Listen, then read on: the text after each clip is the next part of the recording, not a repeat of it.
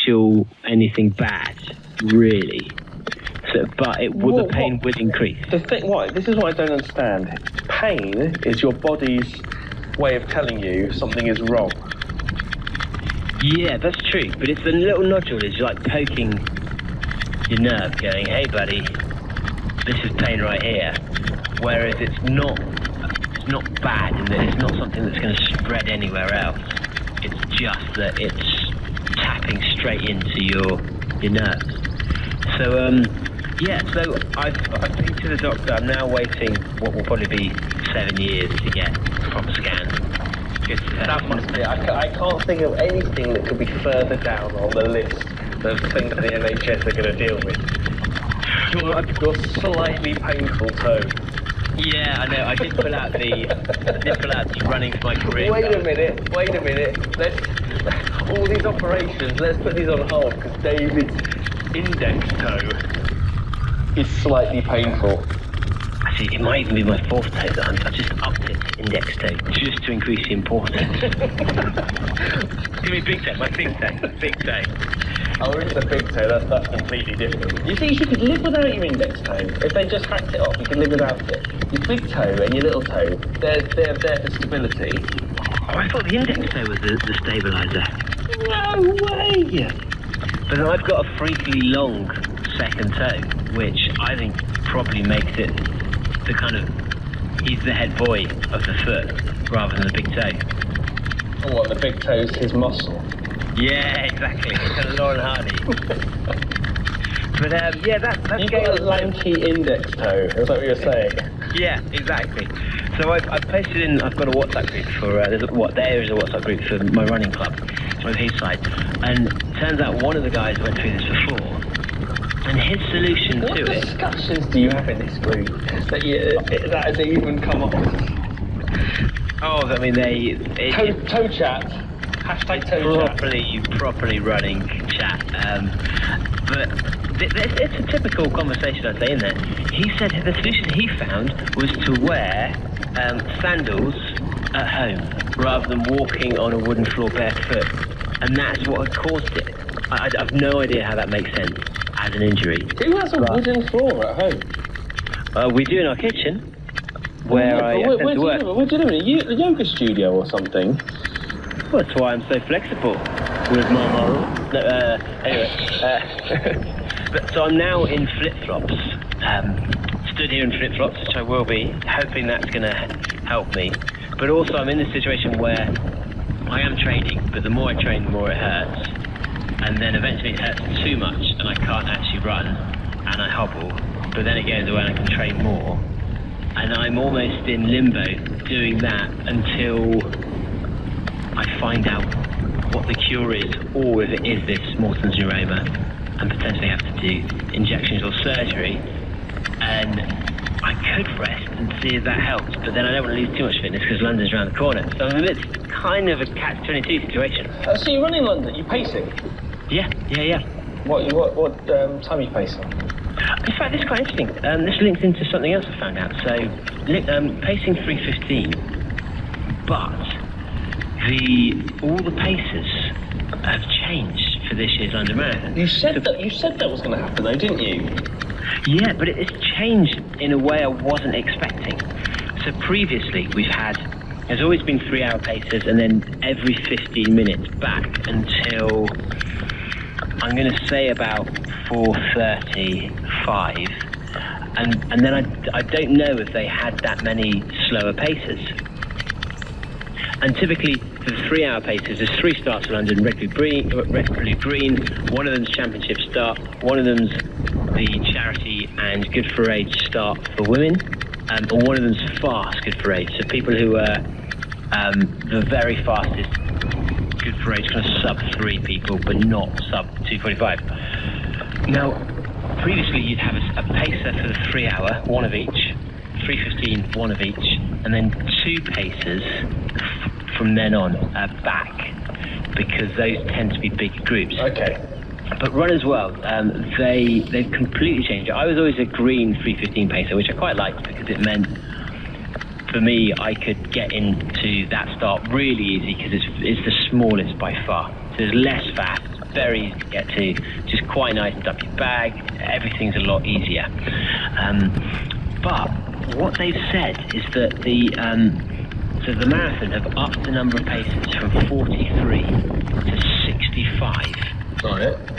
And they've completely redistributed them, particularly in the over 5 hour mark of the field. So the analysis they did showed that 30% of the field didn't have access to a pacer, amounting to 14,000 runners. And I think it's because they didn't have pacers for those, 5:15s, 5:30s, 5:45s. So now there are no green pacers for 3, 3:15, 3:45. And then there's one green pacer for like 3:34. Yeah. There's two pacers for the half-hour marks, and single ones. So there's still a 3-hour pacer for red and blue. These are the main starts.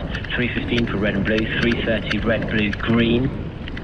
Just in these are one runners. One runner for 3:45 red, blue, and then they have 2 runners for 4 hours red, 4 hours blue, 1 for green. But actually it's the back of the field where they suddenly have 3 pacers for 3:45 blue, 3:45 red, 4 pacers for 5 hours red, 5 hours blue. Oh, they've based it on the fact that those are the numbers where people, they think it's going to be redistributed in terms of using the pacing. Yeah, but surely if you get above 5, that's a run walk. But that's what they'll do, I think. But that's a really difficult one, because when you're pacing with running, that's fine because you're on a solid thing. But run walking, is that going to be on the basis of because you're going to basically just have to do run for I don't know how they're going to do 8 minutes and walk for 4 minutes, or I don't know, whatever the thing is. That's a really hard one to do. And that's where it can get, and it looks as if actually in the 5-hour areas they've got more paces because it's such a big block that you can't realistically have 2 paces for the whole of that, because people at the back of the pen have no chance of getting to people at the front, or vice versa, because there's too many people. So I think they've gone spread out. But yeah, as you say, that's what I haven't figured out yet, how they're going to decide what the pacing strategy is. Because if you're on a run 2 miles, walk 1 mile, and someone's on a run 10 minutes, walk 5 minutes. Yeah, exactly. Then will they reveal what the pacing strategy will be before you do? Because you'll have to train to that strategy, surely, if you're going to be following a pacer. Yeah, and that's what I don't know. That's one thing that's going to be really interesting to see. But also, I don't know, just because of my ignorance in this area, do people pace for kind of 6 hours 30 in the same way that they pace for 3 hours or 3:30, or are people far more fluid in the times they're going for? Because to be in that, I think the people who are in those times don't tend to be people who've run as many marathons in the past. And don't care about a 6 hour, don't care whether it's a 6 hour marathon or a 6:15 marathon or a 5:45 marathon or... Yeah, and that's what I don't know. Do people... Is pacing important to people beyond a certain time? That's essentially what you're saying. Yeah, absolutely. And I have no real sense of it at all. And it could be that, absolutely, people they need that target time, and they're focused on it. Is that based on feedback? Is that based on Runners World going, right, this is what's missing? Or is that based on people going, we want that? So it was based on analysis of the field, and it might be that this is triggered by feedback. That's what I'm not sure about. But when you look at running plans as well, and this is why I'm not sure about the people at the back, what the real motivation is there, whether it's just finishing the time. Because if you look at marathon plans, a lot of the time, and I'm guilty of this on Kathleen Bullett's website as well, is you have the specific target times, and then it will just be good to finish marathon training plan. Yeah. There isn't a 6-hour marathon training plan, a 6:15 marathon training plan, a 6:30 marathon training plan. It's just to get me round. Yeah, there's always a get you round thing, which is anything between 5:30 and 6:30 or whatever to the end of the. Yeah, I see that. But then, actually, if the role of a pacer is to partly motivate you, then having pacers throughout the field is absolutely important. But that's a slightly different role to whether the pacer's there to be an indicator, someone that you can judge your running by, someone to get you through it. But the thing is, as you get faster, the amount of strategies available to you narrow dramatically. So that if you're running a 3:15, there's really only one way to run a 3:15. You're not going to be run walking that. You're not going to be doing anything else. You're going to set off at a certain pace that you're going to have to stick to in order to do that. Whereas if you're going to do a 6:30 marathon, there's lots of different ways that you can approach that. There's lots of different strategies you can do to get that 6:30 marathon. That might be pegging it as hard as you can for as long as you can, and then slowing down, or like you say, run 2 miles, walk 1 mile, or 10 minutes. There's the amount of variations as time goes further back are massively different, and that's the thing. How do you pace that? Yeah, and it'll be interesting as we get closer to it whether there are specific instructions given to pacers on how to approach it, or whether it's actually left to the pacers to decide themselves. And maybe it's because there are, until the 7 and 7:30, there's only one for red and blue, but for the 6:15, for the 6 hour, there's more than one pace. And maybe it's that they actually deploy slightly different strategies, and people can then decide which one. But then again, how do you communicate that to people as well? So it's tricky. It's really interesting they've done that. I think it's a good thing.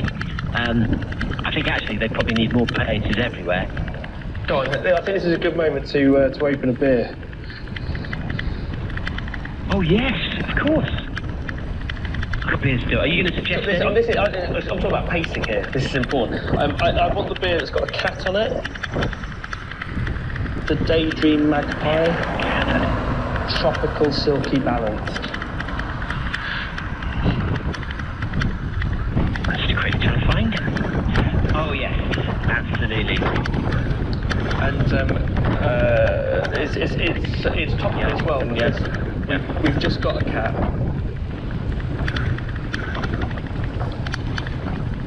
Got a cat? Yeah. When? Why? How? Well, I was completely overruled as usual. So you didn't want a cat? No, I don't really want any pets at all. But of course, I get completely overruled by these things, and so once Frida and Libby start down a route, and I get bullied into it, and I completely collapse under the weight of her desperately wanting something, because her just complete soft touch, and she really, really, really wanted a cat. So we've got a cat now. Why would you want a cat? Just the whole idea of pets and stuff. I don't really, just the hassle of it and everything. Making your heart for love? I don't know. It's a little bit. I can imagine you sat there with a cat sat in your lap, stroking away. I think you'd love it. But that's the thing that happens, isn't it? Now that we've got a cat, of course, everyone wants to hug the cat. The cat only wants the piece of one person, and that's me, of course, isn't it? The person that doesn't want to hug it or anything. That's just the way cats operate, isn't it? Are you worried that your wife and child won't love you anymore? I don't have to worry about that. I know that I'm I'm fifth in line now in this household after Coco. It's already been named Coco. Well, it's a cat that's come from someone else's house. So 8 months old, already trained and stuff. So that's quite good. I don't know how cats work. Already trained and that type of thing. Mainly stayed indoors. but the person is moving house and they're not allowed to take a cat with them, and I think it was a bit difficult. She's a single mother with a 3-year-old son, and actually she works, and it kind of wasn't yeah, they love the cat and everything, but actually it's time to move to a different home. And so we've got Coco Rainsford, who is now living with us, who I mean, like, it's just typical, isn't it? Like, I'll wake up and she'll be like on my head. Of course, of anyone in the whole house, she's on my head. She's allowed in the bedroom? She's allowed everywhere. Wow, okay. I don't know, can you stop a cat? What do you mean she's allowed in the bedroom? How do you stop a cat from going in your bedroom? Cats can go, I didn't realise cats can go everywhere. There's literally not a part of the house that a cat cannot get in. It's insane. How thin is your door? How thin is your cat? Can she crawl under your door? No, but like, we've got children, so all of our doors have those stoppers on, don't they? That you can't actually close a single door in our house. So you have those stoppers on so the doors don't slam because they catch their fingers in. So all the doors are child-proofed. I thought if you child-proof the door, it was to stop children getting in them. So you can never make whoopee freely. No, of course not. That's why Libby puts them on all the doors. Well, this has been a revelation. Well, congratulations to the family, Coco. And is Coco a do-badder for this film? So far, everything about her has proved to do badder. She's like a I don't understand how genetics work, but this is amazing. She's like a patchwork of different cats. Like if you were like mixed race as a human, all those colours would be blended together and it would come out in something. With a cat, it doesn't work like that. She's got like, the side of her face is like a ginger cat, and on the other side of her face is like a black cat. It's like patches of it's weird. It's like a patchwork cat. I think that's quite funny, because from a different angle you think it's a different cat. It is weird that she's got this line that doesn't quite meet her, like, going across her mouth. So it looks like she's got this big smirk all the time. Amazing. Yeah, so we've got a cat now. Well, D-Baz, we were talking about the beers. Oh yeah, what beer? So what beer? What's this one? Are you drinking it? Is this the one? This is a Magpie Brewery. We're drinking the beers from North Korea. Oh yes, Kolsch. Tangerine Kolsch. So if you don't know about the promotion to D-Baz, we're sponsored by Beer 52, who are a fantastic beer company that each month they do a different themed box of 8 beers and one snack, which snacks are sometimes a bit ropey, and they'll deliver this to your house so you can drink along with us. It's £5.95 to sign up, and each box each month is a different destination, and they've got a lovely little magazine as well explaining to you about beers, a little bit about the beer industry and various other things. So so we drink during the podcast, and if you'd like to join us, beer52.com/badboyrunning. I'm not saying that this is that we're their greatest ever partnership, but I think we're pretty much close to being there. Yeah, they are liking the amount of do-badders who are enjoying beers, that is for sure. I just wish they'd ship to the States. I don't think they do. The States already have a very, very well catered for in terms of like craft beer and stuff like that.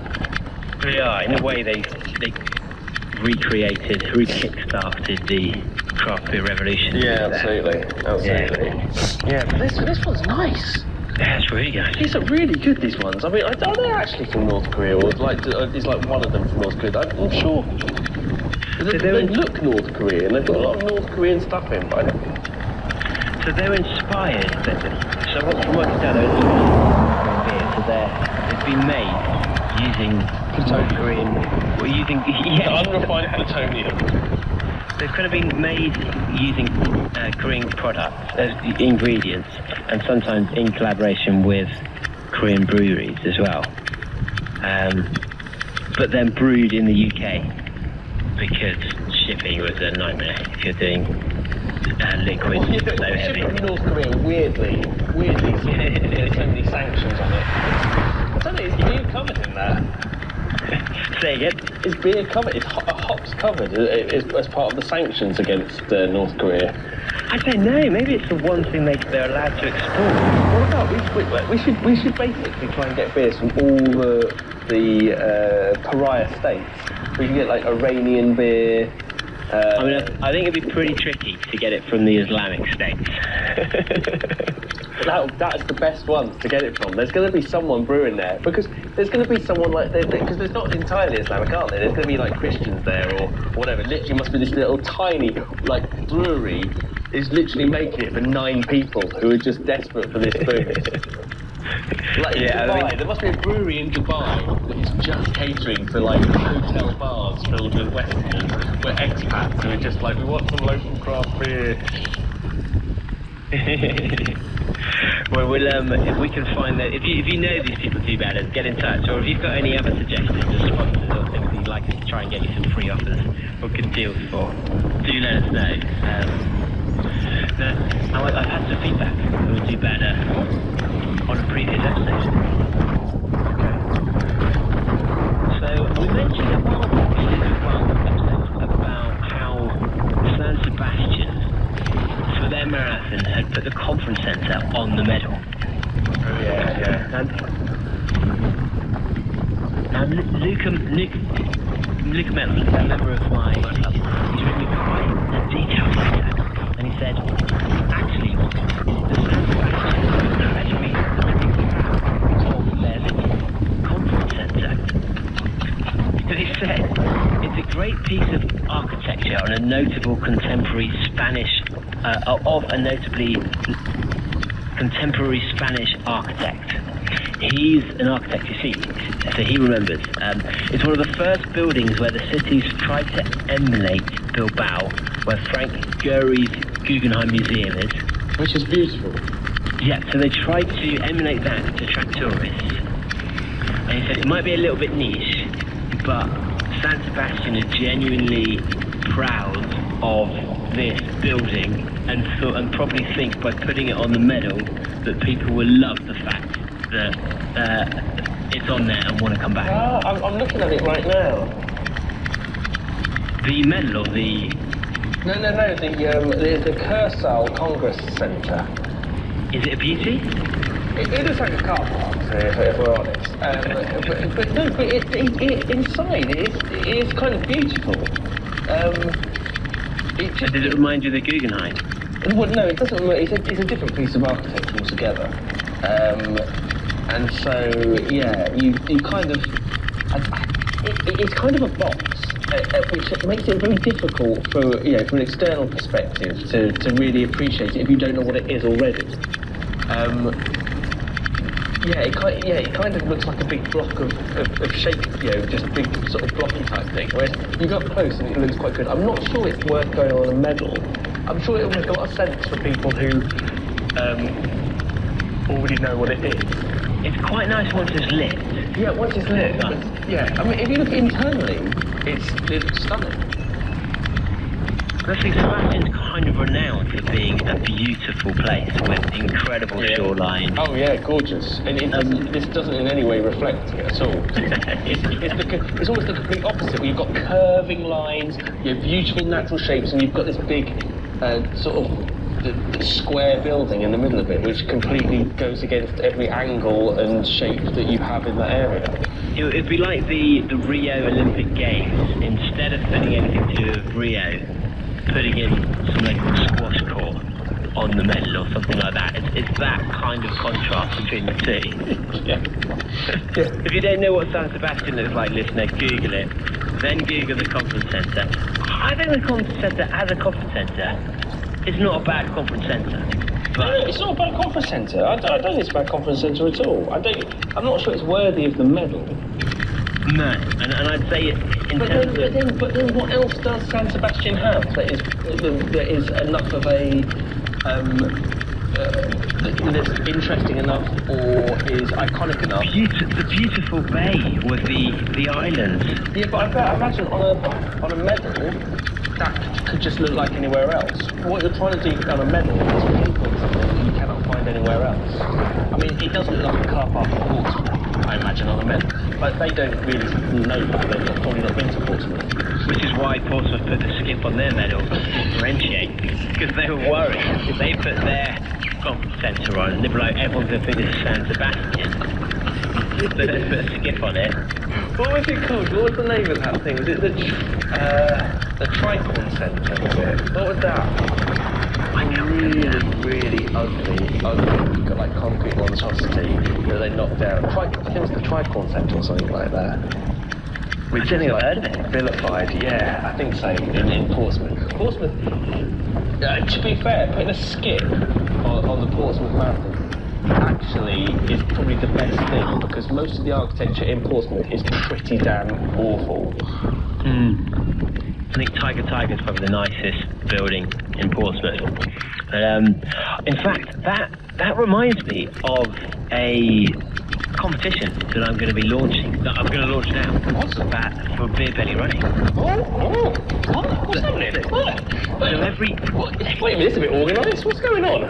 Well, it was just coming to me as an idea recently, and I thought, sorry, let's do it. So, if you don't know about the Beerathon, it's an event that we have featured a few times on the podcast. It's been going on for about 7-8 years. It was the greatest running event of all time until the beer lovers came along. Yeah, and trounced it.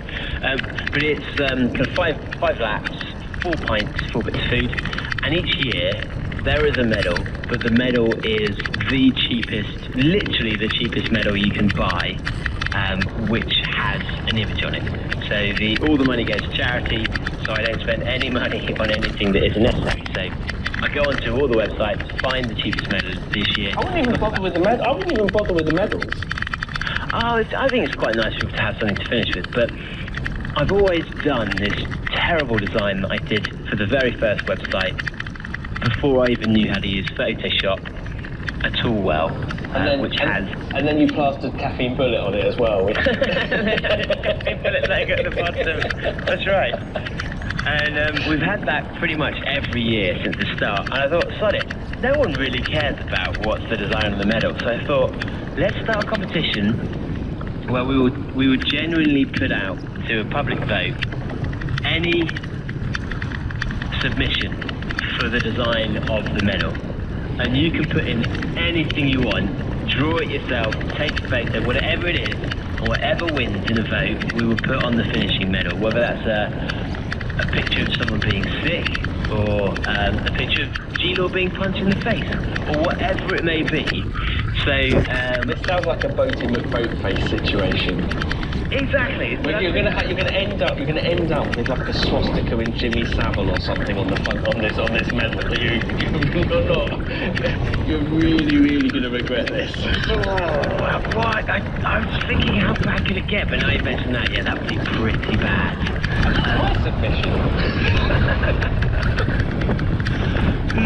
Well, maybe I need to get out of jail clause, which it can't be something that can end in jail for offensive material or enslavement. Along those lines. But yeah, I'll post it in the Bad Boy Running group. It's going to be done on the Facebook page, the Beer Belly Running Facebook page. So if you are terrible at drawing or good at drawing, and you have anything you think would just be terrible on a race medal, then time to start creating your masterpieces to submit. Absolutely. I think that'd be quite interesting. Actually, it's been a while since we had a competition. Yeah, absolutely. And one which really needs no talent whatsoever. What's the prize? I mean, the prize is getting to see 150 people, well, 200 people even, look incredibly confused and disgusted. What do you mean, like at registration when 250 people turn up? Is it going to be one of those years again where you forget to close the registration? It could be. And you're panicking. I never know until I get nearer the time when I actually look at numbers. So I don't know how close we are to our registration limit yet, because I've not checked for about 5 months registration. But there you go. You've definitely got me, Chris Ince and G-Law down for the double again. And this will be our 3rd year of the double. So maybe that could even be part of the design, where it's something that comes in 2 parts. It's a trip. We're doing triple double. Triple double, perfect. Yeah, or something like that. And talking about competitions, now Bad Boy Running, obviously we all are aware, creator of incredible content. Sorry, who? Bad Boy Running, yeah. Prize-worthy content. This Bad Boy Running? Absolutely. I don't know why you're finding that so hard to believe. Now, for those of you who follow us on Instagram, we've not really been Instagramming for that long, and we're not really people that care that much about Instagram, to be fair, either. Or Twitter. Or Twitter, yes. Or social media generally. Yeah, if anything that requires us to work, we tend to bypass. There's something that we haven't mentioned that's pretty damn big news that we alluded to a few weeks back when we were talking about, we were talking about the running show. And that is the fact that BBR is doing a takeover of an entire section of the National Running Show. Not just the disabled toilets for changing. And not just the little. Because the lady doesn't strike twice. Indeed. And so BBR is officially hosting the Ultra Zone. And there wasn't an Ultra Zone last year, so this is partly down to us to kind of create the move. To try and get us to do something else, to just move out of the main area. Yeah, absolutely. It's probably going to be in a car park. Yeah, the Ultra Zone, which is actually not in the NEC in any way. What? To step into this police cell. So we're going to be doing 2 days of talks where we're creating the talks and also we'll be there hosting them as well. So I think unlike the main section of the running show last year where there were lots of presentations, we'll be looking to actually be a bit more interactive with the speakers, where it's going to be trying things, it's going to be Q&A, but also we're really open to suggestions, because we obviously already go out and we get who you think would be good to have on the podcast, but having someone at a National Running Show, slightly different focus. So what do you want to hear? Who do you want us to get in? And the thing is, we're going to, the intention as well is we're making it a little bit more campfire style, a little bit more intimate. So it's not going to be, a load of people sat staring at, a couple of speakers. I want to make it a little bit more sort of like closer in. There's invariably going to be a small amount of people because it's the ultra section as well. I don't think many running shows have really focused on ultras. You don't tend to have expos and stuff at ultras because the numbers don't really make it. So it's kind of like the first time they're doing it. So it's a bit of an experiment as well to see whether actually there is kind of like a market for it, a market to attract those types of people. Because again, it's different needs for different people as well. And so. So it'd be really good to get some feedback on the kind of stuff that you if you're an ultra runner or thinking about doing ultras, or something that you've been thinking about for a while and you'd be interested in it, then what kind of things do you want to hear about, what kind of things do we've been given pretty much carte blanche to come up with the content for this as well, and the way we're hosting it. We're going to keep it nice and relaxed. We're going to do it typical BBR style.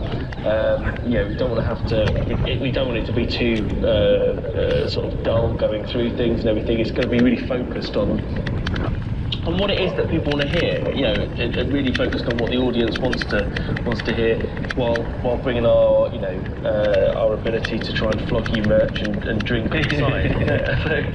But also, if you're someone who, in the course of the podcast or the course of the last couple of years, has recently got into ultra running, what have you found the most useful, or what was the most unexpected that if you knew from the start would have been really helpful and that would have actually changed your training, would have increased your progression, or actually would have got you over that barrier, potentially that fear factor of taking part in an ultra? Because we're not just doing it for the do-better community. A lot of it actually is a really good opportunity for us to take people who might be ultra runners at heart, or might be road runners and who don't know much about what ultra running is, and give them a real glimpse of how it's different and how it could be something for them. Because it'd be fantastic if we can actually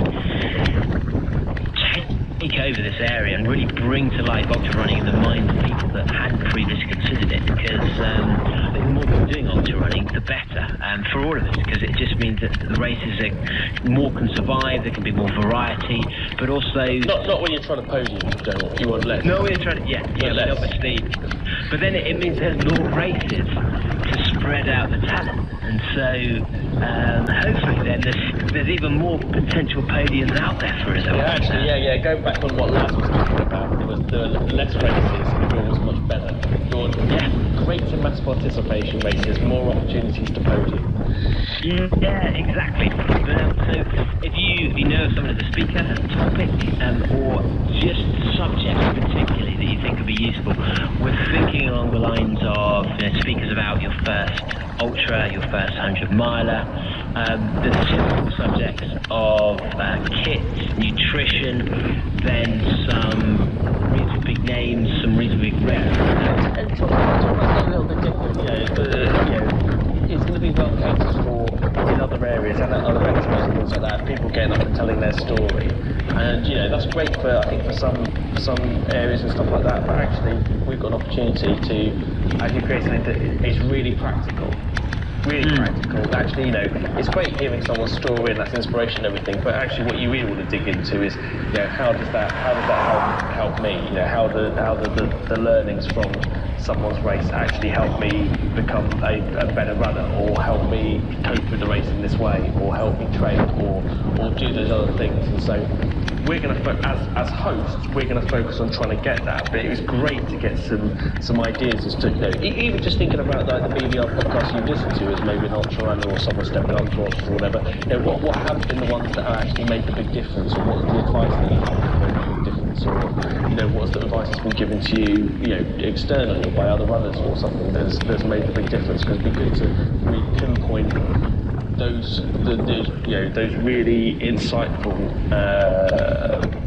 things that you're told that move you forward leaps and bounds and actually improve your running, or improve help give you the knowledge you need in order to be able to succeed at ultras in a way you didn't think possible before.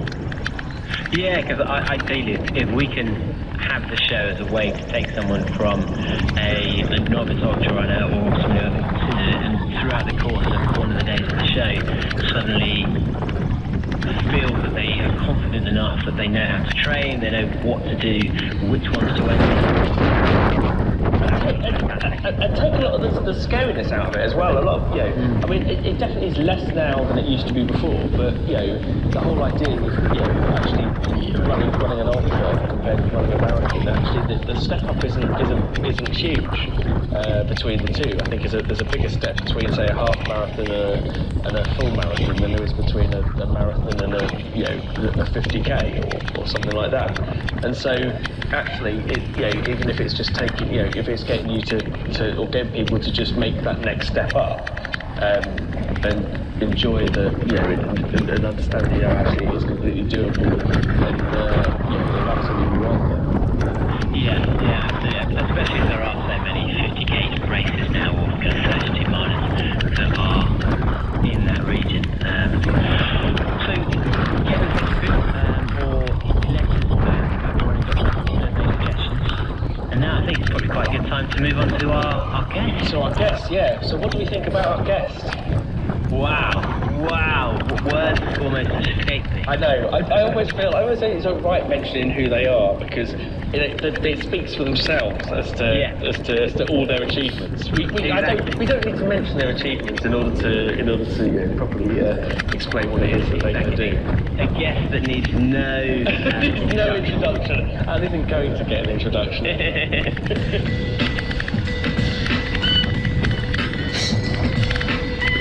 So, do-badders, we've got a bit of a different episode this week, one which I've been quite excited about, because we've actually got my own running club's chairman on to come and talk about numerous issues.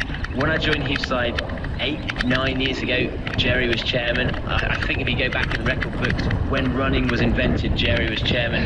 I assume he's going to be chairman for a number of years to come, but I thought it'd be really interesting to getting him on, partly because he was an unbelievable runner, and so to get his view on what it's like to have a club and trying to manage and coach and train the next generation and such, and what his views, are we all soft? Are we doing it wrong? Are we just obsessed with our own times and selfies?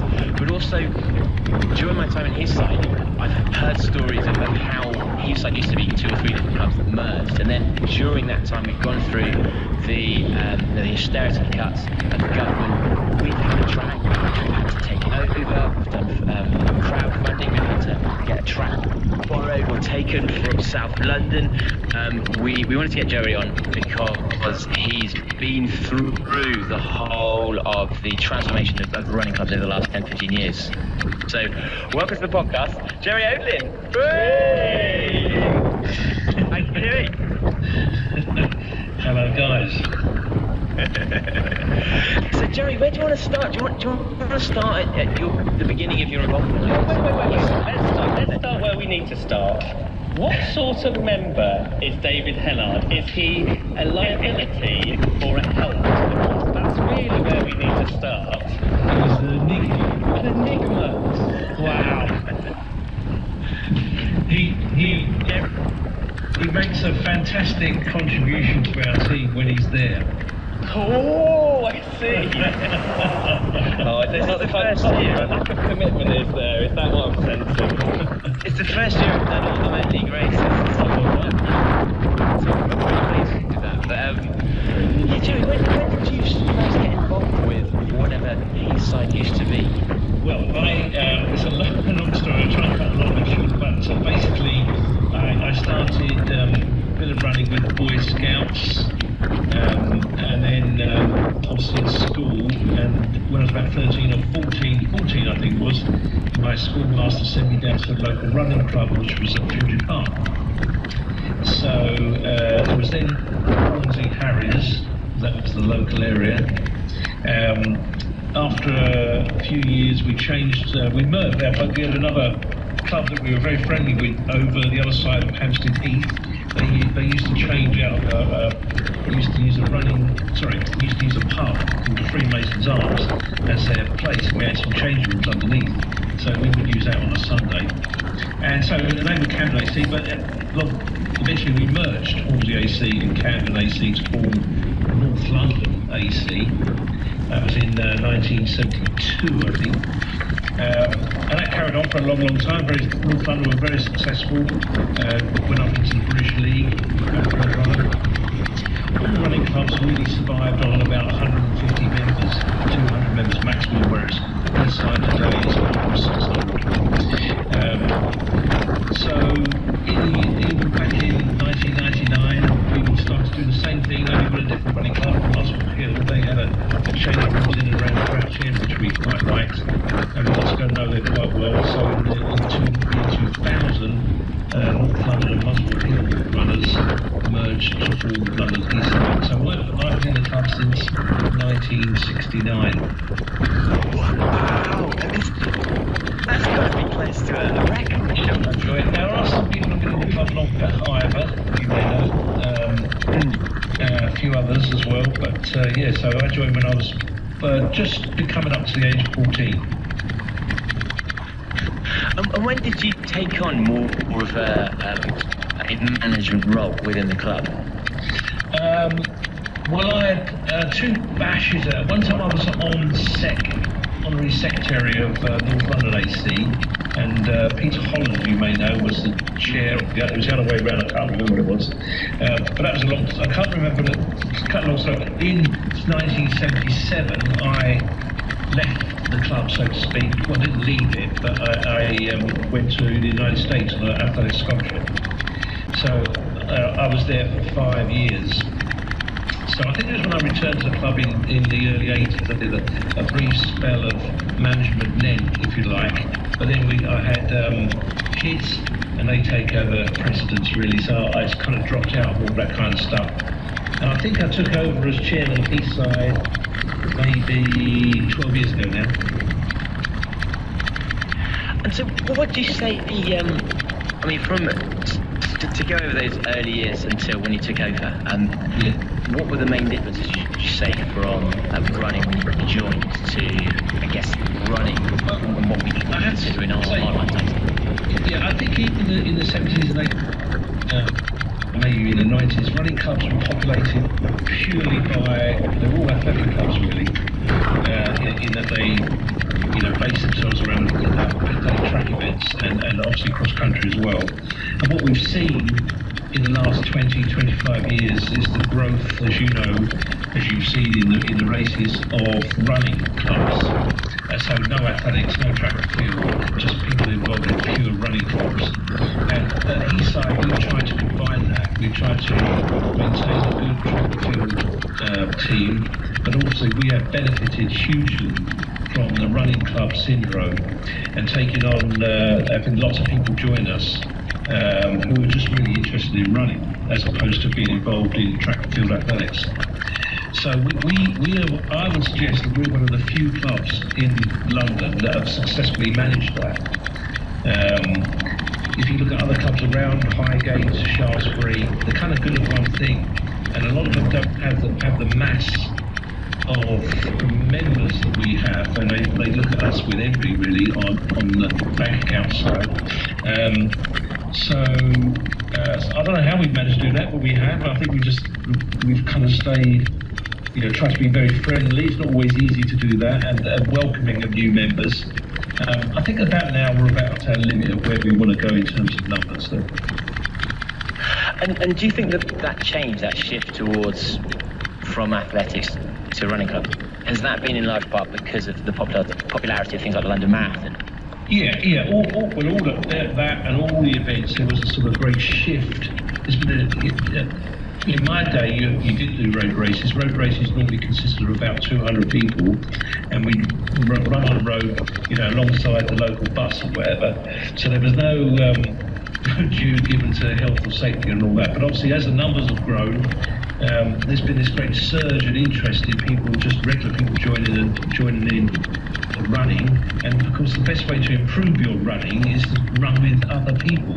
And the easiest way to do that is to join a club. And that's how I think we. And actually, I think that's what's interesting now is that there's so many runners outside. I think about 8% of people who consider themselves runners are club runners.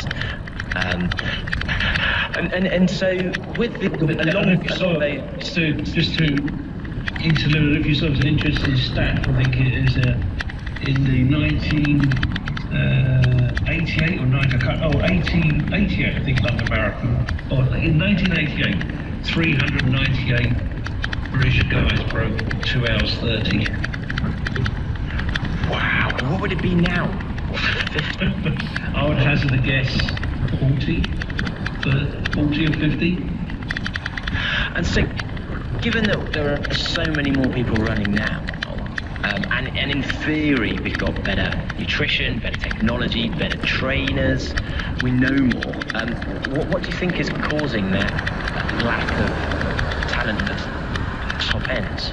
Well, I think it's generally I don't think the general population is as fit as where people in the 70s and 80s, and you can point to, like I did, I walked to and from school every day. There were less cars around. People got on, buses, tubes. Everyone walked up the escalator, that kind of thing. And all those kind of silly little things, I think, add up. So I think the general population was fitter, but also now there's a huge, diverse range of social activities that people can take part in. And so I think if you joined an athletics club or running club in the 70s and 80s, you really committed to it, and that was your one, if you like, social kind of thing that you did, and one sport that you did. Whereas now, people can, go running, they'll go to the gym, they'll do this, they'll do that, all these kind of crazy things, bit of triathlon, whatever it may be. And so I think if you don't concentrate, if you've got that kind of diverse range, you might be reasonably fit, but I don't think you're super fit at the one thing. And I think that's probably where there's been a slight change, really. So do you think it's actually that the people who... Yeah, sorry. So do you think it's the people who could have been those sub-230 runners are doing other sports, or is it more that they are running but they're not dedicating as much time to it? Well, I think both, really. I think work situations have changed radically over the last 30 or 40 years. And I remember when I first, because when I first left school, I didn't go to university. I went straight into work in an insurance company in the West End. And we watched that clock. I don't think that happens anymore. And I think people are under a lot more pressure on the work environment side, and so got less time to put towards sporting events of any kind, really. Whereas I was back home by 6:45, ready to start running at 7:45. No problem. And do you think with things like England Athletics now, where they are supposedly funding more and more people in sports, do you think we'll see that at the top end now that they will have the time to train and focus? Because if you look at the number of runners who can run sub 210, I think in the UK, or sub 220, people are still vying for kind of 250 in spot to get in the UK, the British team, whereas 20 years ago, 30 years ago, wouldn't have been in the top 10. No, you wouldn't have got a chance. It's a difficult one. I think it goes back to what's happening at school level, and kids now are under much more pressure to perform exams, and then they've got this huge range of other social activities, gaming, whatever it may be, online this, online that. Whereas when none of that occurred, what did you do with yourself in the evening? You went out with mates, or you joined a sport, and that, once you join a sport, you got your friends there, you probably went along to it every night. Well, I did. So I don't think that happens anymore. I don't think kids of sort of 16, 17 have that ability or need to go out and socialise every night with other people. They can just do that at home. And so therefore, there may be at the top end of athletics or in running now a kind of, there are some good runners around, but it's not the depth of runners that were, quality athletes that were there back then. Only because I think that depth has gone somewhere else. It's doing other things. And do you think they would also need the strength of the depth to then be able to get a level of competition to push? Yeah, you may say I was a good runner, but I'd like to think I was a reasonably good runner. But I think I was only medium. I was only standard in the people I was running against. Because if you didn't train hard, you were going to get your well beaten in any race, because you could be swamped by loads of other guys who were much, much better than yourself. Whereas today, I think you can get away with it. I think people dabble in running more, and so therefore you can pitch up at whatever race it is, knowing even if you train like 3 or 4 days a week, that you're going to do reasonably well in a field of runners where you would have got murdered years ago. So it's almost like there's a lack of pressure. Actually, that's the cost of mass participation. Yes. The lack of pressure. Right, okay. And now it's like, woohoo, I ran a marathon. And so if you just said, woohoo, I ran a marathon back in the 70s, the first thing that would have come out of my mouth would be, what time did you run? What place were you in the race?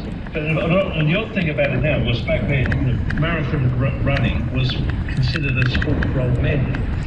And you didn't dabble in it until you finished your career of 1,500, 5,000 or whatever, and then you moved on to a marathon. Of course now top marathons are much younger, and I think just generally a lot of people are running, marathons at a lot younger age, but they're dabbling in it.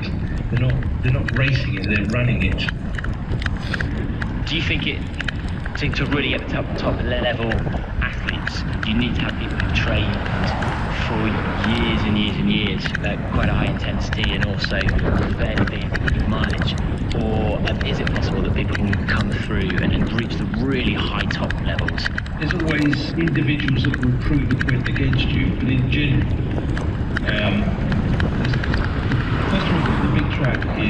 being too good when you're young, or being very good when you're young, and trying to maintain that. And so the person that starts off at a low level and is consistently building up year on, I think will come through like someone who's a superstar when they're very young. Typically you see youngsters who may be very good at football or rugby, and they start coming with a bit of athletics, they tend to be very strong. But the kid that sort of gradually works their way through and starts building up their mileage over a number of years, we talk about middle distance running here, will always come through. And so, but I do think that's a 10-year process of starting before, I think it takes 8 to 10 years before you really start to succeed well at a senior level. You can certainly succeed well at the younger age groups as you're going along, but to succeed at the top level as a senior, you need 8 to 10 years of constantly increasing the amount of work that you're taking on. Just given that you can imagine someone coming through at the age of 22, 23, 24, even at 1500s, 800s, that's actually pretty good, because it does mean we can take people who are still GCC age and getting them into running there, and if they've got passion and a bit of talent, could potentially find their way to the top echelons. So therefore, I take myself, so I joined the running club just before I was 14. It wasn't until I was 16, maybe sort of late 15, early 16, that I started to get halfway decent, and it wasn't until I was 18, 19 that I really started to, create a name for myself kind of on an area or a national level, really. So that was quite a long time. Whereas if you do see kids coming along with 13, say, and they're running the inter-counters, they come in the top 10, and then 2 years later they're gone, because they can't, because it's a long process of building gradually up, some can't take that. You can, I think, if you come into the sport when you're 16 or 17, you can get to the top. And I think actually in Heathside, if you look at it as a club, it does seem to be a lot of people joining in their 20s, late 20s, early 30s. Yeah. Coming from other sports, whether they're injured or just because at the time, I think if you're not getting sporty, you do start to put on weight and you're worried about your fitness. So that seems to replicate across the country actually. As probably the main entry into the sport is too late to be useful for the top end. Yeah, people start running, jogging, and they say the best way to improve is to jog or run with other people. So, joining a running club is a pretty normal thing to do, just like joining a gym, really, isn't it? And I think there's been that syndrome that people join a club like ours because it's almost like joining a gym, whereas before it kind of wasn't like that. But so we get where we're located, we benefit a lot from people moving in, obviously, to London.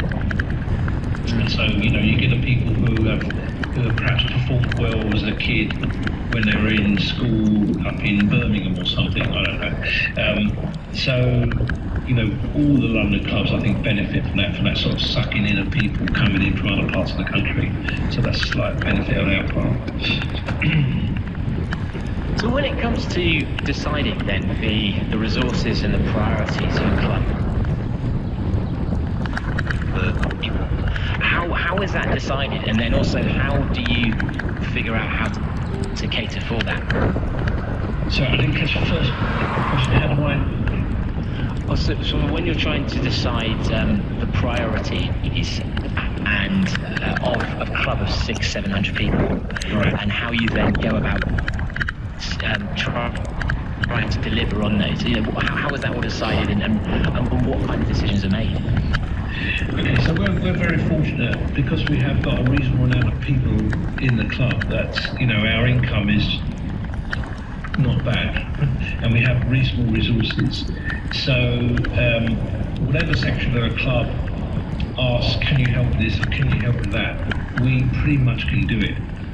So we're a bit lucky like that, really. But I tend to think, I don't make conscious decisions to say, okay, let's invest here or let's invest there. You tend to go it's like a river. You tend to go where the water flows easiest. But so So, I don't know how to, but so right now we've got a very good women's team, and we've also got some very good kids, you know, but and an attract team is always after resources. So I never sort of we never actually sit down and say, right, we're going to budget X for this, Y for that, Z for that. We tend to just try and help wherever we can, right across the board. And, you know, and hopefully, very well, some parts of the club are not doing so well, but it'll go around in cycles. Like, for example, this year, the under 15s finishing 7th team in the national, and the under 20s finished under 7th in the national. We never got anywhere near that on London East side. So it all of a sudden has come out of the blue, you know, and hopefully it will continue. And also the women's team is very good at the moment, as you know, so hopefully that will continue. I'd like to think there's going to be an uptick in the men's cross-country team. I can see that happening soon. And I can also see an uptick, maybe, but not for another couple of years, on the track side. So we tend to just, you know, I don't, you know, we're a club, but we're just a bunch of mates that get together because we like running. We don't set goals to say, right, we must achieve this, we must achieve that. You know, we as a club, we try to assist our members in achieving whatever they're trying to achieve. I think that's the way to look at it.